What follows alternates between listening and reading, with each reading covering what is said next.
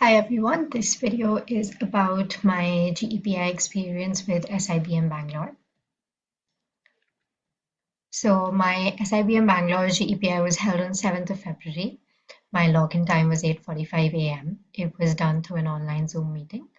The medium used was English and the number of students were approximately 8 to 10 students. The process is done in two parts after your attendance is verified. For your attendance verification, you are supposed to rename yourself according to the given convention. They will tell you that in the meeting itself, and it might be mentioned on your email as well. So after you've done so, there will be a panelist who come in and they will verify your three documents, your ID proof, your SNAP admit card, and your SNAP or SIBM's GEPI call letter. Once you've shown all these three, they might show you a video on Symbiosis, and after that, the second part of the process, so which is technically the first part, the group exercise, that will begin. So in the group exercise, you do not have to be, at least in my case, because we were a total of 8 to 10 students, we did not have any breakout rooms or anything. Our panelists were added to the main meeting, and the group exercise began from there on. We were shown four pictures, and we had to correlate these pictures and come up with a statement. So in my case, these pictures were mostly related to digital media, including illustrations, memes, posts, and just paintings, statement pictures as well. After getting 2 minutes to look at the pictures and form a correlation in our heads, we were given 30 seconds to start with our individual points. After everyone was done with their individual points, we started the group discussion. So this is usually not what happens in group exercise. You're supposed to coordinate and reach a common consensus. But in this case, they started it off with saying that, okay, let's begin the debate.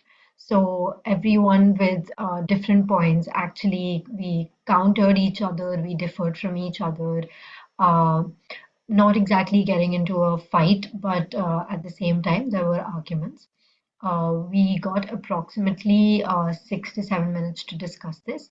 And after that, we were supposed to reach a common consensus and conclude for the group. After that, you are sent into breakout rooms for your personal interview.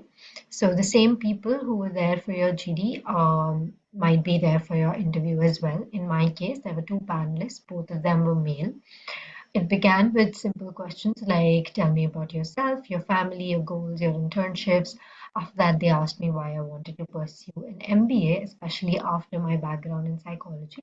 So the answer had to align psychology as a background and then MBA after that to pursue my career in business. After that, they asked me a lot of degree related questions. So one of the questions was so I mentioned that colors play a big role in marketing and in websites and just gaining consumers, and they have a huge effect on the consumer population. So they asked me how that is possible. We both ended up agreeing on food, coincidentally. So they asked me the kind of colors that I used in maybe applications that are related to food or websites or packaging and how that might influence the audience. After that, we moved on to some general affair questions. So again, this was still relating to psychology. So they asked me what I could say to the finance minister to change her mind about the popcorn tax and what kind of tactics could I use from a psychology student's perspective to change her mind about this. After that, they switched to the second panelist, and the second panelist was a bit more grilling, a little less friendly, cutting me off here and there and telling me that this isn't it, and asking me questions, for example, like, why should we choose you? And they even told me that, we have students coming from DU and other reputed universities with 99 97% in 10th and 12th and above 9 CGPA in their bachelor's. So why should we choose you over them? So I'll answer that. After that, they asked me that, what my specialization I wanted to do in, because given that I'm coming from a psychology background, it would mean that I have no clue about accounts or mathematics or finance. So, how will I manage and how will I still compete in the classroom with other students who have this background? I had to explain that. And when I said that, I am very familiar with math, I've had it throughout my 10th and 12th, and I've taken up some courses during my bachelor's as well. They asked me if I could do some mathematical questions. I agreed. And they gave me two questions, very simple questions on probability and simple interest, something you would not even need a pen and paper for. They just needed to see that, I was true to what I was saying, and I will actually be able to justify my choice of even finance or supply chain management, whatever I chose as a specialization. And in the end, they again asked me if I had any special professional qualifications or achievements at the national or international level. That's how the personal interview ended. It is again not a very heavy process. Compared to SEM HRD and SIBM Pune, this is